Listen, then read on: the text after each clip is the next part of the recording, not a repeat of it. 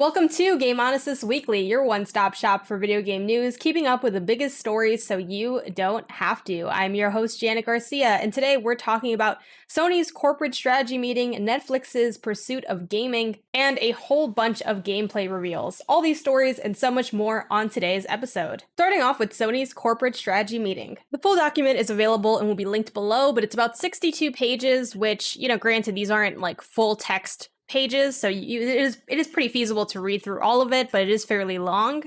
For that reason, I'm just going to pull from a couple notable Twitter threads that sort of break out some of the more notable pieces of information that came out of this presentation and sort of discuss it while reading over those. First, going to Daniel Ahmad's thread, which starts off with Sony's corporate strategy meeting took place today. A couple of key callouts from Jim Ryan, bringing PlayStation IP to mobile to complement AAA PS5 titles, investments in IP and group collaboration within Sony, investment in social and mobile. He follows up with some other notable points: PlayStation Productions to focus on extending PlayStation IP to film and TV, Sony AI is collaborating with PlayStation to create richer game experiences, strengthening PlayStation Network and Now to grow community, services, plus mobile, plus social. And yeah, strategically, I think this makes a lot of sense.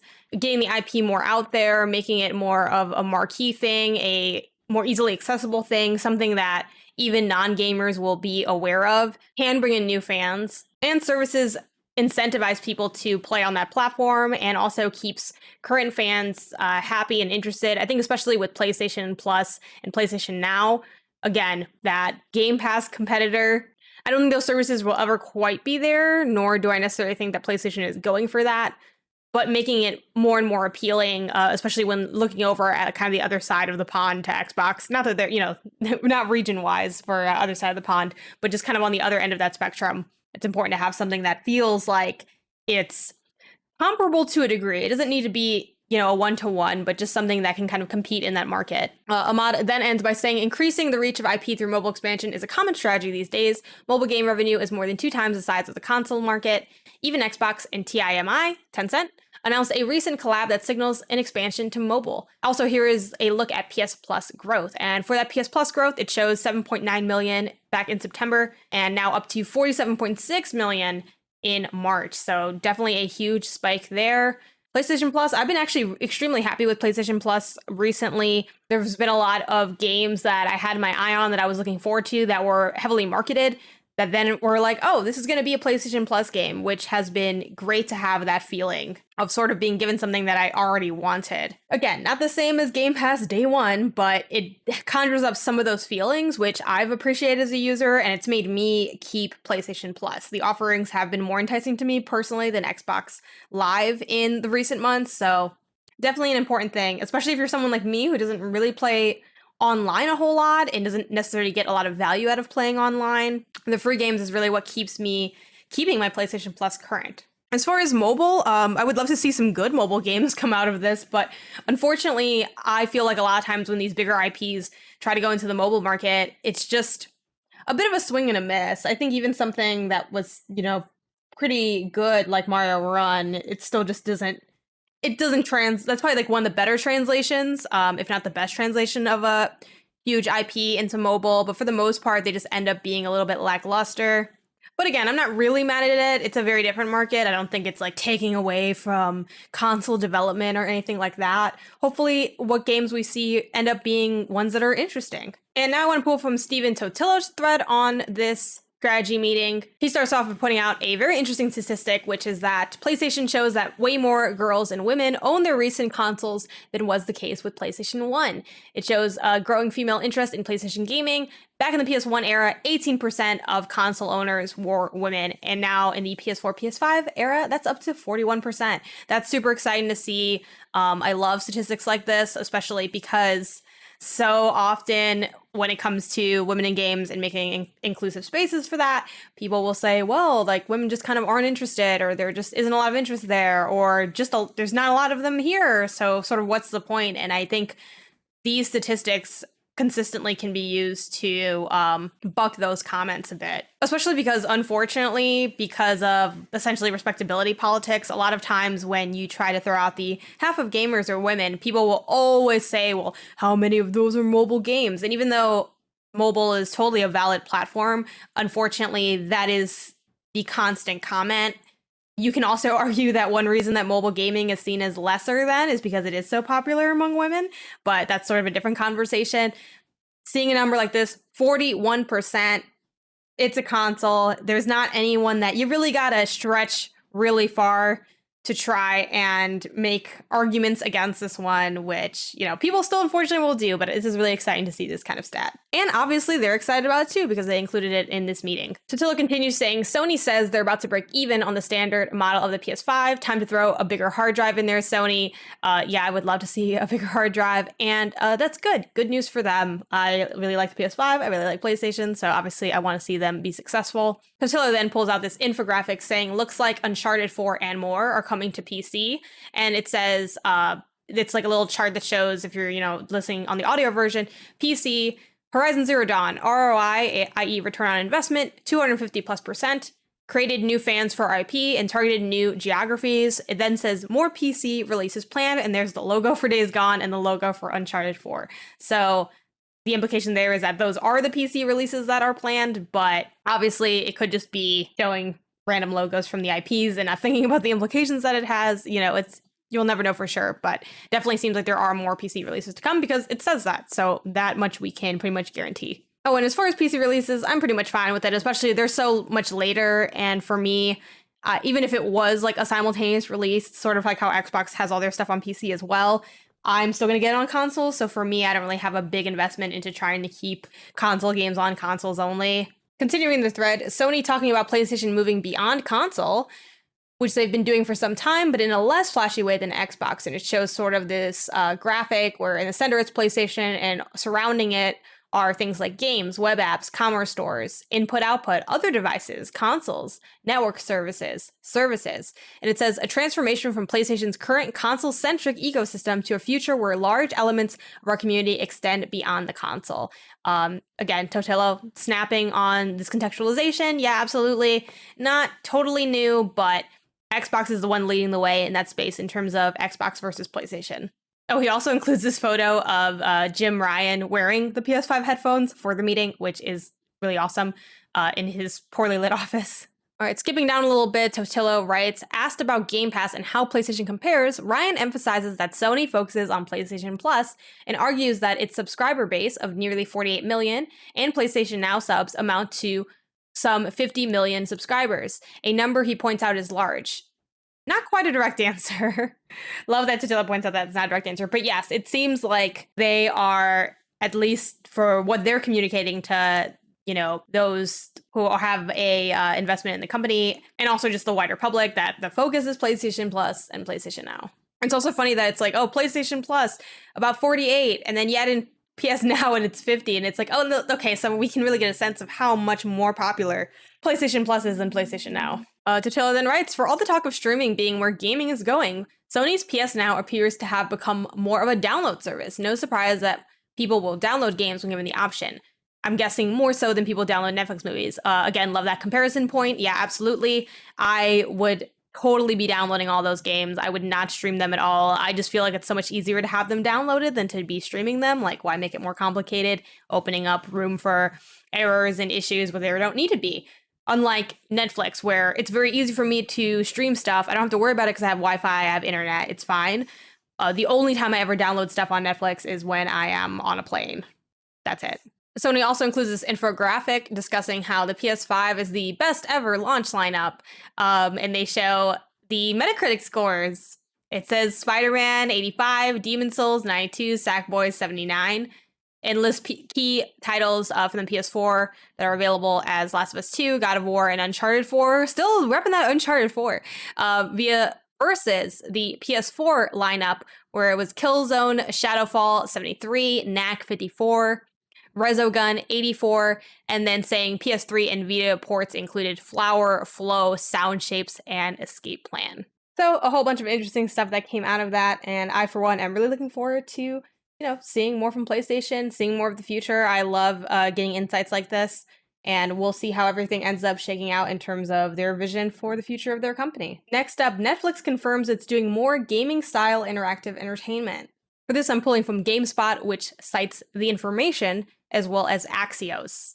The article reads, Netflix has only dabbled in the gaming space over the years, but the streaming giant is reportedly ready to expand those efforts, in addition to telling GameSpot that it's, quote, excited to do more with interactive entertainment. A report suggests it's looking to recruit members of the games industry to help the initiative. According to The Information, Netflix has begun recruiting for an executive to lead future video game initiatives. The company has sought out senior figures in the games industry, and it has discussed creating a service similar to Apple Arcade. A subsequent report from Axios also cites a source who indicated that Netflix's plan is for a, quote, smaller Apple Arcade that would be offered to subscribers. It is also decided that, like its video service, the potential video game service will not have ads. Quote, our members value the variety and quality of content. It's why we're continually expanding our offerings from series to documentaries, film, local language, originals, and reality TV, Netflix told GameSpot. Members also enjoy engaging more directly with stories they love through interactive shows like Bandersnatch and You vs. Wild, or games based on Stranger Things, La Casa de Papel, and To All the Boys. So we're excited to do more with interactive entertainment. The Axios report says that the gaming service won't launch in the near future and may not be seen until 2022, although it also notes that plans could change. The service would consist of both licensed Netflix IP and original works. I'm excited about this as someone that is a big fan of these sort of interactive experiences, FMV games. Like, they're essentially synonymous. The only difference is one is like on a streaming platform like Netflix. Like Bandersnatch could have easily just been a video game if you just put it on a video game console or on Steam or what have you. And as a big fan of Apple Arcade as well, like, yeah, an Apple Arcade within Netflix for interactive entertainment, I'm all about it. I did actually watch/play You vs. the Wild, and it was all right. It was like a survival thing. But Bandersnatch was actually quite good, and I'm someone who frankly hates Black Mirror. I think it's very over the top, like a little head ass, kind of cringy, very English 101 to me in terms of its twists and its messages and things. I'm just not a fan of that franchise, or that series rather, but I did play Bandersnatch and I thought it was really good. I had a lot of fun playing it, and I would love more stuff like that. The only thing I don't like about this is, as far as making content, it's like harder to, like, I can't really stream, Bandersnatch and play it with an audience the way I can if it was like a traditional video game. So it'd be really cool if they could ease up on some of that stuff. I doubt it, especially if it's I don't know if this will be a service offered within Netflix, if it's something that you need to upgrade to get, but I am very interested in seeing what they do in the space. Moving on, there is a new TimeSplitters game in the works.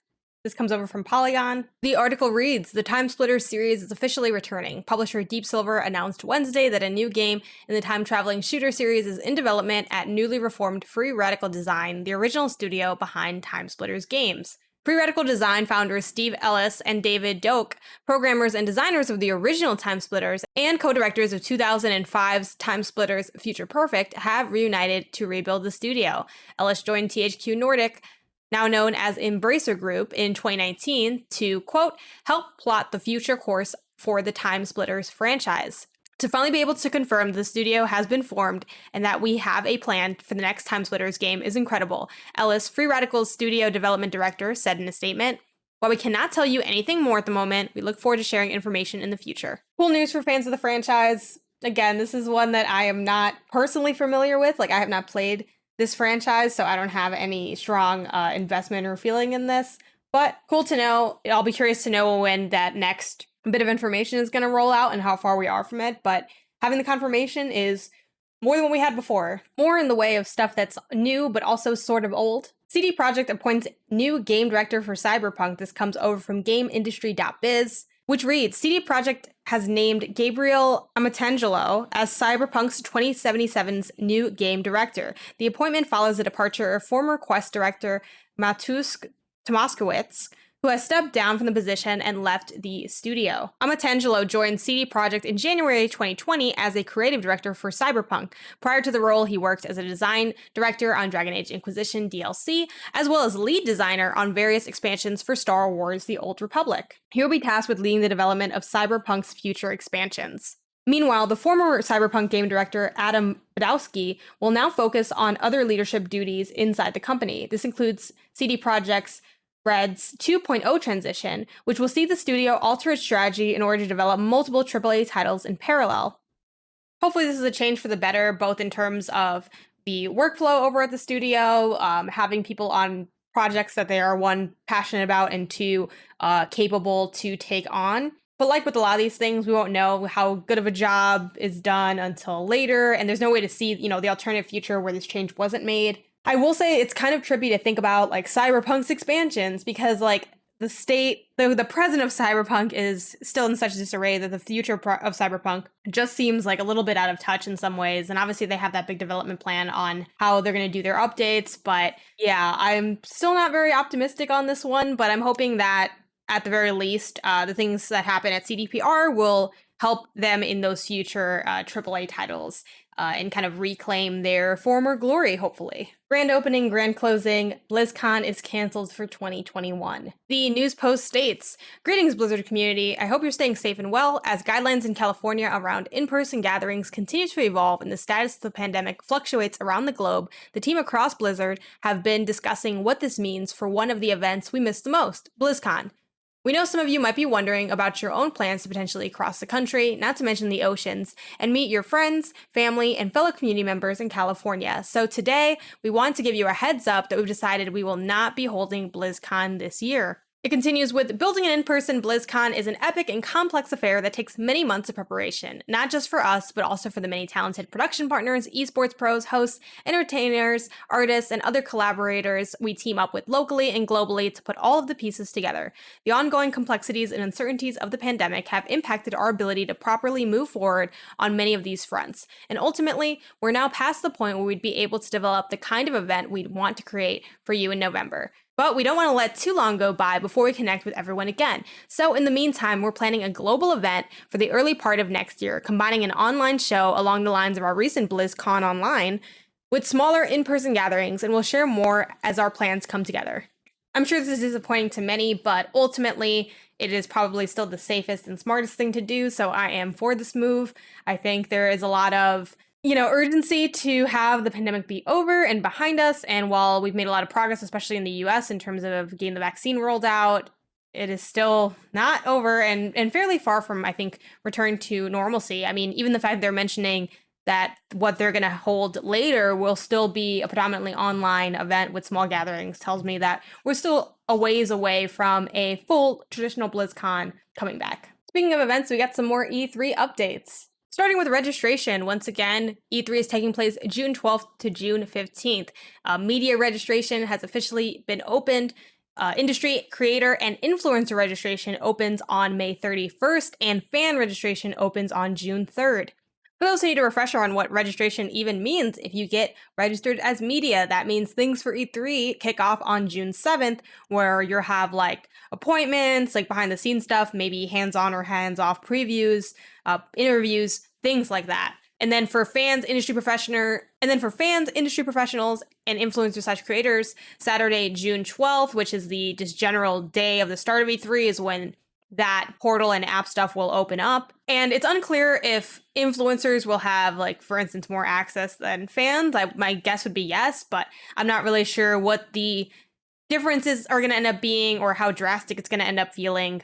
But that's essentially what you can expect from that registration process. So if you're a fan who is watching E3 and interested in getting some level of access, additional access on top of just watching the conferences as you normally would, I recommend going ahead and registering, unless you absolutely can confidently say that you don't want to see anything other than just the traditional presentations, in which case I guess you don't need to bother giving them your email and things. But yeah, E3 2021. And it wouldn't be pre-3 without some rumor action. So we headed over to Fanbyte, where they write, "Rumor, Square Enix set to announce a new action RPG Final Fantasy spin-off. The game will be set in the world of the first Final Fantasy." And this comes from Imran Khan, who writes, "Over the weekend, a number of rumors have swirled about possible E3 announcements, as traditionally happens in the weeks leading up. In particular, a rumor seemed to swirl around two websites, Reddit and gaming forum ResetEra, about a new Final Fantasy spin-off that Square Enix is announcing this year. The rumor states that Square Enix is working with Team Ninja, Koei Tecmo's in-house development team behind games like Ninja Gaiden, Nioh, and perhaps most relevantly, the latest entry in the Final Fantasy fighting game series, the Sadaya NT. The posted rumors go on further by assigning the game a genre, something akin to Neo or the Souls games, and suggesting it takes place somewhere in or adjacent to the world of the first Final Fantasy game on the NES. Our sources have corroborated this rumor and suggest the name of the game is Final Fantasy Origin. It continues with further detail and mentions that it's worth mentioning that anything could change before the final show, especially as more things leak out in the weeks ahead of E3, so this should not be misconstrued as a guarantee that the game will appear. Still, production and marketing appear to be gearing up for a full swing on the title soon, so it should not be long until we hear about it officially. Sounds interesting. A lot of games that have incorporated Souls elements seem to be a big point of appeal. I think it's definitely a niche that has gained some pretty mainstream recognition and enjoyment, even if it's just kind of pulling in the Souls-like elements of slightly harder difficulty, the need to parry, things like that. We got the Far Cry 6 gameplay reveal, which oddly enough, when the event kicked off, it started off with a 30-minute countdown, which was really surprising and kind of excessive. But after that, we did actually get into the gameplay. And it's honestly a lot of what you would expect from the franchise, you know, highlighting the narrative components of rebellion and fighting against, you know, the powers that be, and your main villain, who's played by Giancarlo Esposito, talking about wanting to return the country to its former glory, like his version of the former glory, which involves, you know, fighting those who oppose him, taking away freedoms, even forcing people into slavery. So pretty much taking it to the extreme, as extreme as you can get it. Talking about the island of Yara being a powder keg and you being the match. So it's really you going in there, tearing things up, which is, of course, what you would expect from a Far Cry game. They talk about letting you pick your identity and customize your look, and the entire thing being centered around wanting to make you feel like a guerrilla fighter. So using these really over-the-top weapons. Obviously, there's some creative liberties there with one that basically shoots CDs out. You have backpacks that have jetpack-like features. A bunch of different things shown, discussions of the ambitious open world and all of that. And the release date was given, it is October 7th, so this is definitely going to be in that fall games category, giving you kind of a larger game to dig into during that time. Personally, I'm looking forward to this game as someone who's never played a Far Cry game, but I don't necessarily have super high hopes or expectations for it. I'm just hoping for a good, decent time and just have some fun playing through everything that they provide. We got to look at Horizon Forbidden West gameplay, which highlight things like human-to-human combat, which I know that's something a lot of people took issue with in the first game, so it looks like that may have been refined a bit to just be a little bit more interesting, a little bit more engaging. We saw new things like rideables being able to be more than just the docile machine, so just having a little bit more options in terms of that. We got to watch a pretty epic battle with a tremor tusk, which is basically a giant robot elephant, essentially, is how I'm going to remember the creature as. And all of that seemed pretty impressive. Lots of destructible environments going on. We got a little bit of hint at the UI and the ways that might have been streamlined. And honestly, a lot of this had the classic trappings of what we are used to seeing in video games, like, shoot at these strategic spots, like dodge these projectiles. But all of it felt really detailed, really vivid, sort of more subtly implemented than I think we normally see in games. We also saw stuff like the ability to pick up weapons as they fall from machines. So seeing like her pick up this giant, basically machine gun type weapon and use it directly against this sort of larger enemy battle. Other notable new features, the ability to go underwater and also breathe for an unlimited amount of time thanks to the rebreather. So that definitely indicates that there's going to be a good amount of underwater action going on here. It looked really beautiful also, I think was a huge takeaway for myself and definitely a lot of other people.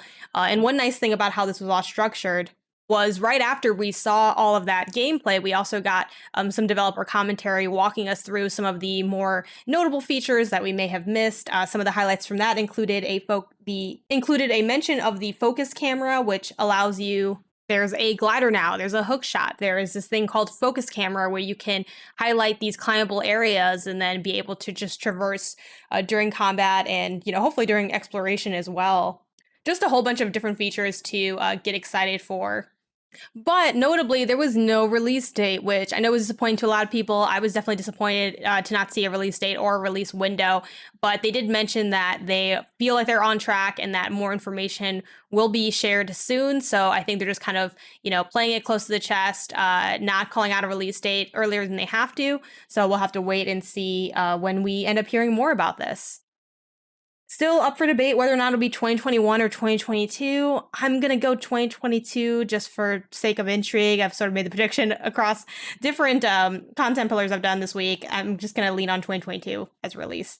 But we'll see. I have no idea how they're making that decision and what kind of things might impact it. So we will have to see.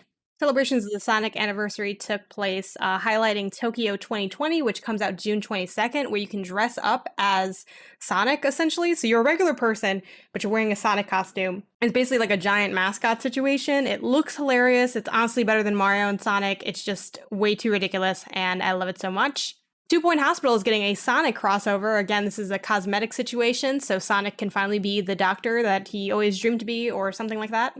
And in Lost Judgment, you'll be able to visit any in-game arcade and play Sonic the Fighters, which was a 1996 game. And that update is going to drop on September 24th, where you'll be able to play that game inside of that game. And of course, Sonic Colors Ultimate drops September 7th. Reminder that this is a remaster from 2010.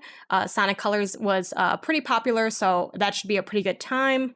There was also a little bit of time spent on Sonic Colors Rise of the Wisps, which is the first part of a 2-part animated series. Sonic Origins is in the works. This is basically going to be a compilation that includes Sonic 1, 2, 3, and Sonic CD, so more on that as it develops.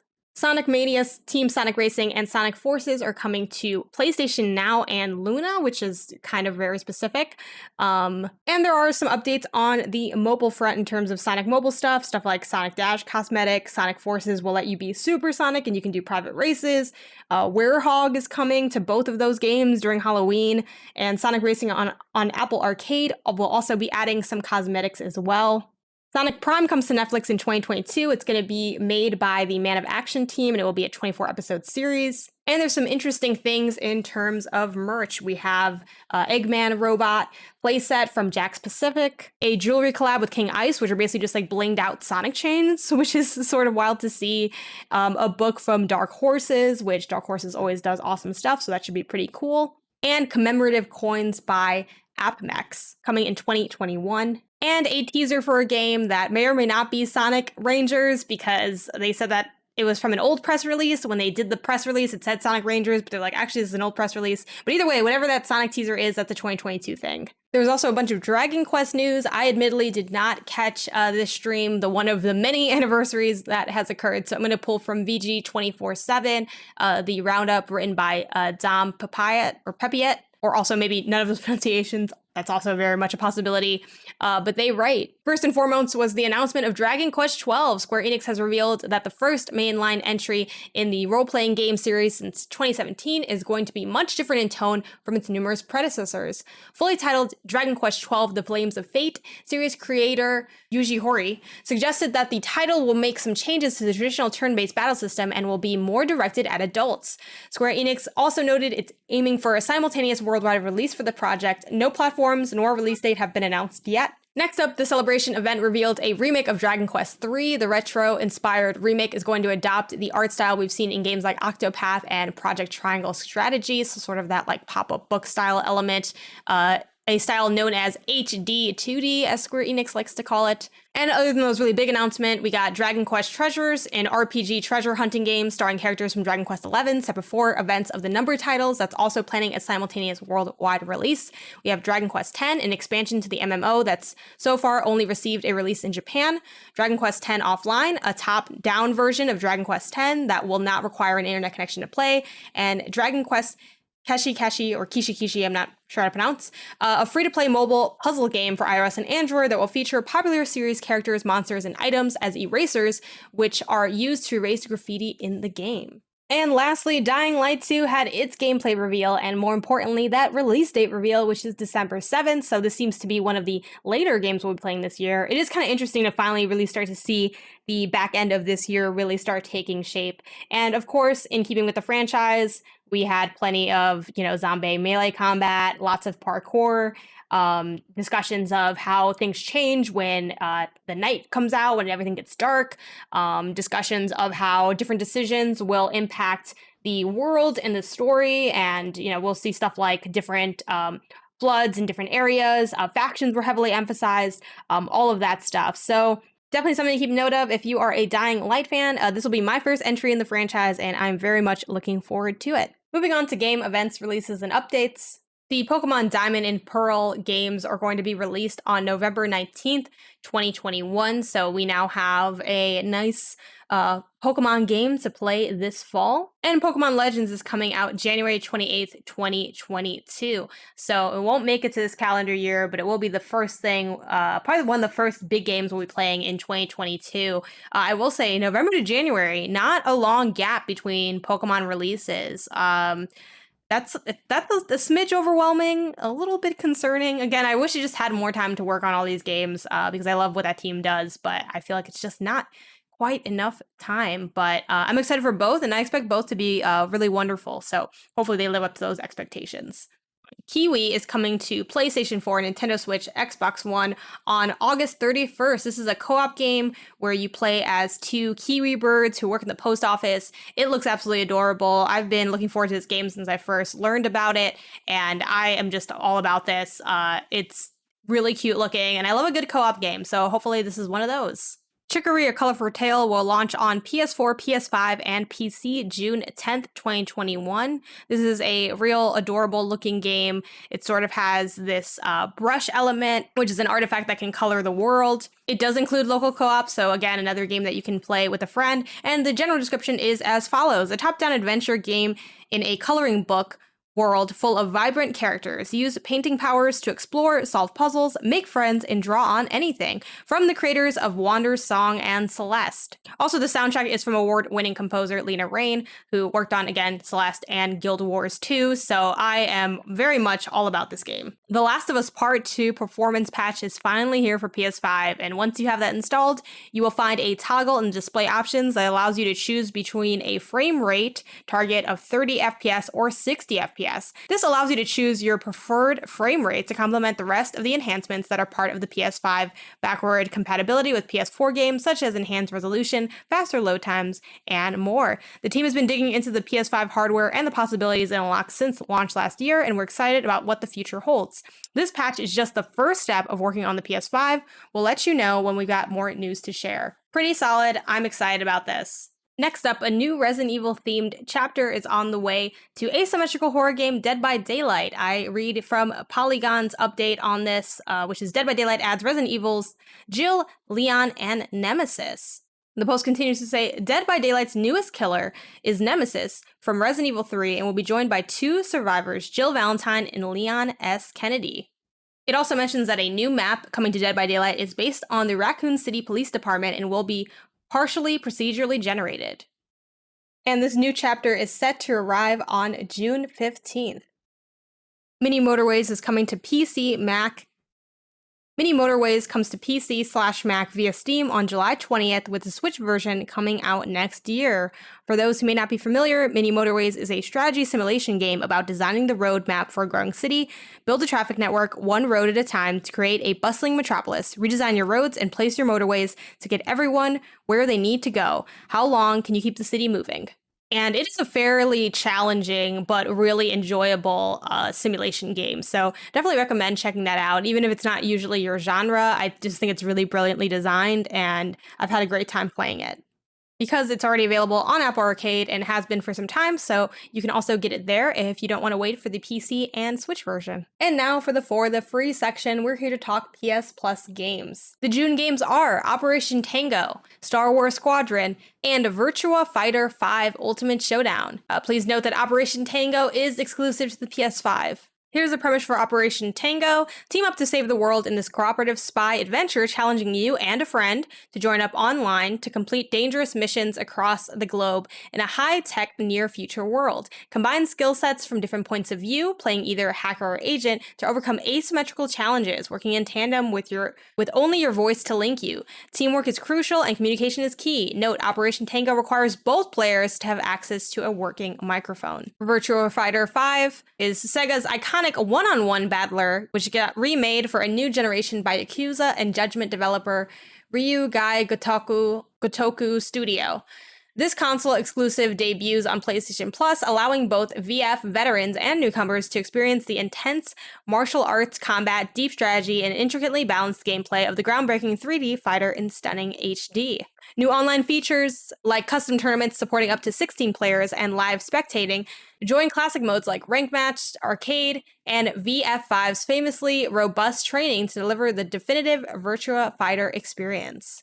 And lastly, for Star Wars Squadrons, master the art of starfighter combat in frantic multiplayer space dogfights and learn what it means to be a pilot in a thrilling Star Wars single-player story set after the events of Return of the Jedi and seen from alternating perspectives of two factions. The New Republic fights for freedom, the Empire demands order. Take control of iconic crafts such as the X-Wing and TIE Fighter, customize loadouts and cosmetics, divert power between weapons, shields, and engines while immersing yourself in the cockpit.